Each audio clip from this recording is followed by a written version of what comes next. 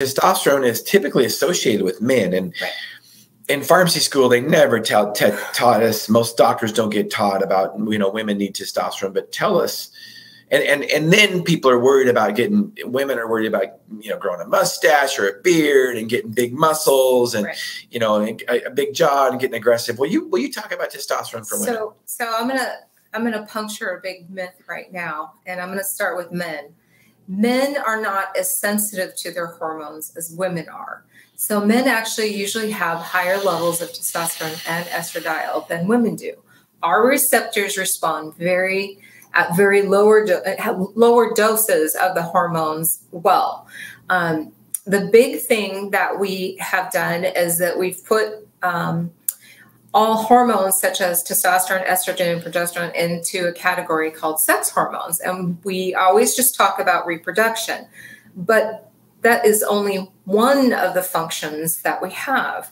And so in the case of testosterone, our ovaries still made it throughout our life until we get through menopause, and it's erratic, it starts dropping off.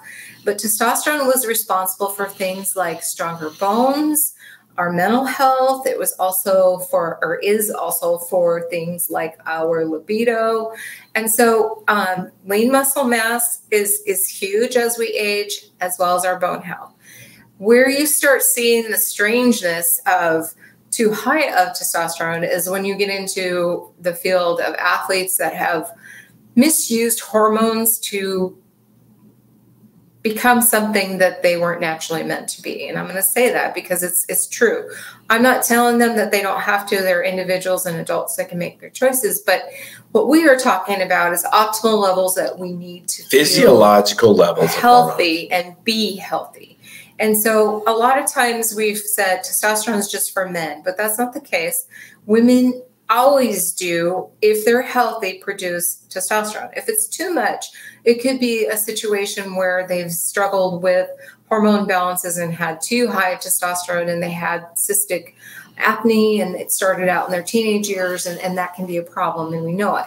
And so in those cases, the approach is going to be different, but don't be afraid of it. We just need smaller amounts. We just need the correct amount to have the optimal level. And really, by definition, a hormone's a messenger, and it has many different messages throughout our entire body. So each hormone that we produce does different things throughout the body at different times throughout the day, or as our body needs it.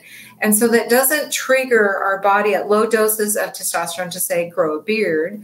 And it doesn't trigger, make your jaw and your forehead change. Those are going to be doses that should not happen. And they're not looking at balancing hormones. They're trying to achieve a goal that's outside of this realm. Well, and so we try to restore somebody's physiological levels of hormones. So before you were in menopause and you were making your own hormones, and you were maybe in your 30s and you were feeling great, you didn't have, all the symptoms of hormone imbalance that we've discussed today. That's what we try to get you back to. Right. And many times those levels are maybe fall out of the normal range. There's a difference between normal and optimal. And when you look at normal, testosterone for men is a perfect example of normal not being optimal. When you look at what they test normals on, they test normals on sick people.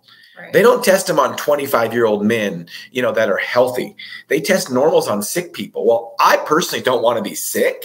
Right. I want to be optimal, so that's why it's important to go to somebody that specializes in hormones. They know what labs to order, and they know how to interpret the labs.